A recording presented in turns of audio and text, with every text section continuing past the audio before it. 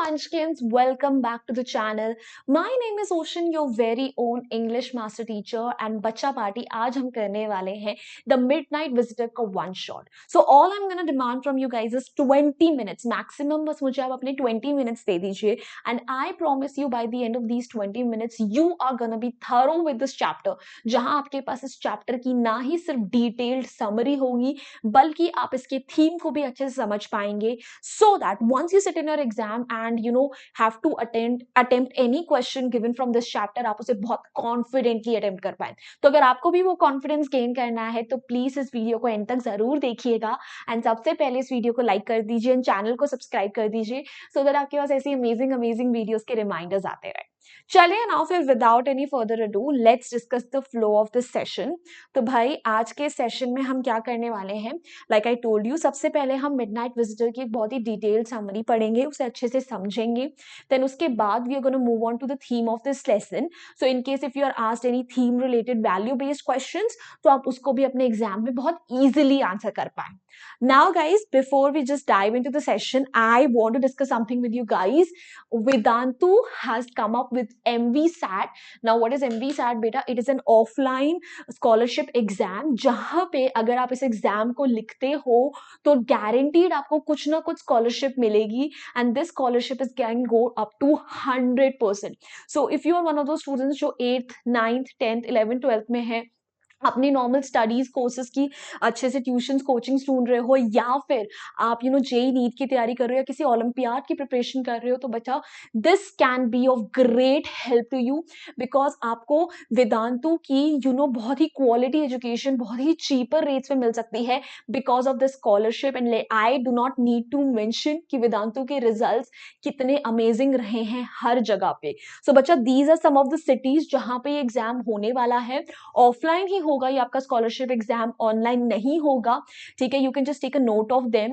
Also guys आपके सारे के सारे क्वेश्चंस एमसीक्यूज होने वाले हैं. 1 घंटे का एग्जाम है. जो भी आप पढ़ाई किस क्लास में हो, 11th के हो तो 11th 12th या 8th 9th ऐसे ही रिलेटेड क्वेश्चंस आएंगे विद नो नेगेटिव मार्किंग. सो बेटा आपके लिए एक शॉर्ट चीज है, अगर आप एग्जाम देते हो नो मैटर आपकी क्या रैंकिंग आती है आपको कुछ ना कुछ स्कॉलरशिप तो जरूर मिलेगी. सो बच्चा दीज आर द डेट्स जब ये एग्जाम ऑर्गेनाइज होगा. सो 2nd of December, 3rd December, 9th of December and 10th of December. These are the 4 dates जब ये एग्जाम गिवन सिटीज में ऑर्गेनाइज कराया जाएगा and I would urge you all to sit down in it, ठीक है. And let me tell you, ठीक है, जो बच्चे टॉप के स्कोरर्स रहेंगे उन्हें 5 दिन का ट्रिप दिया जाएगा स्पेस रिसर्च सेंटर का. अ शॉर्ट स्कॉलरशिप है which can go up to 100%. साथ ही साथ ड्रोन, स्मार्ट वॉचेस, कंप्यूटर्स ऐसे आपके लिए अमेजिंग गिफ्ट्स रखे गए हैं. आपको एक AIR ऑल इंडिया रैंकिंग मिलेगी. You would understand your level, ठीक है, एक नेशनल बेसिस पे. एंड सबसे बढ़िया बात है कि रजिस्ट्रेशन एब्सोल्युटली फ्री है. We are not gonna charge you a single penny to write down this exam. So आपको रजिस्ट्रेशन करने के लिए कुछ नहीं करना है. वेदांतु के चैनल पे जाइए, चाहे आप 9th and 10th पे चले जाएं या 9th चैनल पे चले जाएं तो आपको उसके डिस्क्रिप्शन बॉक्स में कुछ ऐसा लिंक मिल जाएगा फ्री स्कॉलरशिप का, जिसके ऊपर क्लिक करने पे आपको बस अपनी थोड़ी सी इंफॉर्मेशन फिल इन करनी है और आपके पास सारी डिटेल्स एग्जाम से रिलेटेड पहुंच जाएंगी. सो बच्चा बाड़ी what are you waiting for, please सारे के सारे जाइए and register yourself for MVSAT right now. Alright now guys, without any further ado, let's jump into the summary of the chapter The Midnight Visitor. So भाई इस chapter में होता क्या है, ठीक है, एक सीक्रेट एजेंट है हमारा जिसका नाम है ऑसेबल, ठीक है. एंड ऑसेबल से मिलने ना एक राइटर आया है फाउलर, ठीक है, जिसको ऑब्वियसली अपने कुछ राइटअप्स के लिए कुछ डिटेक्टिव्स वगैरह से रिलेटेड राइटअप्स के लिए इंस्पिरेशन चाहिए. Now as soon as this writer meets Ausable he is highly disappointed because उसके दिमाग में जैसे सीक्रेट एजेंट्स की इमेज थी कि they are tall, dark, handsome, they receive some secret messages, ठीक है, they are always surrounded by an aura of mystery. उसके राइट ऑपोजिट हमारा ऑसेबल था who was fat and who was sloppy. तो उसे ऐसा लग रहा था यार मैं इससे मिलने क्यों ही आ गया, मैं तो इंस्पिरेशन लेने आया था, ठीक है, मेरे साथ तो पता नहीं क्या ही चल रहा है. And Ausable he was a very good जज ऑफ कैरेक्टर. वो बहुत ऑब्जर्वेंट था, वो आराम से पकड़ लेता है कि फाउलर जो है इस टाइम पे डिसअपॉइंटेड है. तो उसे बोलता है कि सुनो, आई नो दैट कि तुम कुछ और एक्सपेक्टेशंस लेकर यहाँ आए थे and what you see right in front of you is not something you had in mind, but don't you worry my friend, ठीक है, तुम्हें एक बहुत ही अमेजिंग सा थ्रिल मिलने वाला है अभी, because very soon I am gonna receive some very important papers on missiles, जो कि इस कंट्री का फ्यूचर डिसाइड करेंगे, ठीक है, एंड वो चीज को देखकर देखना अब तुम्हें कितना मजा आएगा, ठीक है। तो possible he is a secret agent, like I told you, he is very witty, but from the looks of him कोई भी जज नहीं कर पाता कि वो एक सीक्रेट एजेंट है। फाउलर जो है वो एक राइटर है and he has come to spend time with Ausable, ठीक है, बिकॉज उसे इंस्पिरेशन चाहिए, बट ही रियलाइजेस कि वो तो जैसा उसने इमेजिन करा था उसका ऑपोजिट है। पॉसिबल जो है he mentions that he is soon very he soon gonna receive a report जो कि इस कंट्री का फ्यूचर डिसाइड करेंगे। सो ये सब बातचीत करते करते they were entering into room of possible, जो कि एक होटल में है फ्रांस के 6th फ्लोर पे, ठीक है। तो जैसे ही वो लाइट्स ऑन करते हैं तो उस टाइम पे फाउलर को अपने दिन का सबसे बड़ा ऑथेंटिक थ्रिल मिलता है, बिकॉज सामने एक दूसरा सीक्रेट एजेंट खड़ा था, max, who had a pistol in his hand. And this guy, he was a little short than tall, he was slender, he had very crafty countenance, यानी इसके features बहुत ही pointy थे, and Max just basically goes like to Possible कि Possible, तुम्हें क्या लगा था इतने इंपॉर्टेंट पेपर्स जो तुम्हें 30 मिनट्स के अंदर अंदर मिलने वाले हैं वो तुम यहाँ से ले जाओगे, एंड मैं यहाँ पे तुमसे वो पेपर्स छीनने आया हूँ, ठीक है। अब ये सब देखकर ना फाउलर जो है उसकी तो बत्ती गुल हो जाती है, but possible on the other hand he keeps his calm, वो बहुत ही आराम से रिएक्ट करता है, is like oh my God max तुम यहाँ क्या कर रहे हो, how did you enter into the room. So max goes like कि भाई मैं तो ऐसे पास की से आया हूँ, बट पॉसिबल उसे क्या बोलता है, पास की, तुम उससे नहीं आया बालकनी से, इस बालकनी से तो अभी 2 बार कोई आ चुका है ऑलरेडी। सो आगे हम बालकनी की कहानी सुनेंगे, but basically we need to know that max enter into the room through a pass key. So possible जो है फाउलर को रूम में लेके जाता है, जैसे ही वो सामने बैठ जाते हैं अंदर तो उनके सामने मैक्स खड़ा होता है रूम में with a gun in his hand, और मैक्स जो होता है, ठीक है, उन्हें बोलता है कि तुम थोड़ा कंफर्टेबल हो जाओ, देखो 30 मिनट के अंदर जब वो रिपोर्ट आएगी तो मुझे वो रिपोर्ट चाहिए, उससे पहले मैं किसी को हार्म नहीं करने वाला। सो लाइक वी सेड कि ओके हम दोनों के बीच में ना डिस्कशन चल रही है मैक्स और ऑसिबल के बीच में, where ऑसिबल is absolutely calm, he is acting very calmly, and वो मैक्स से निकलवा लेता है कि अच्छा वो पास की के थ्रू आया है, एंड ऑसिबल वो एक बालकनी की ना कंप्लेन करने लग जाता है, is like I am so frustrated कि इस बालकनी से कोई दूसरी बार आया है, पिछले महीने भी कोई आया था, and I complain to the hotel authorities and they promised me कि अब ऐसा कुछ नहीं होगा, ठीक है। And then he gives a very vivid description of that balcony कि कैसे उसका रूम जो है पहले एक बड़े रूम का पार्ट था, ठीक है, उस रूम की बालकनी इसके रूम के विंडो के अंडर एक्सटेंड होती है, जहां से लोग चढ़ के ऊपर आ जाते हैं, ठीक है। एंड जब ये पूरा का पूरा डिस्क्रिप्शन दे रहा था, अचानक से ना एक नॉक होती है दरवाजे पे, और वो नॉक सुन के ना Max he just get startled, who is it, and Ossible goes like oh my God, do you think that I was such a big fool कि इतने इंपॉर्टेंट पेपर्स में विदाउट सिक्योरिटी रिसीव करूंगा, I had already called for police, तो बाबू भैया तुम्हारा खेल अब हो गया है खत्म।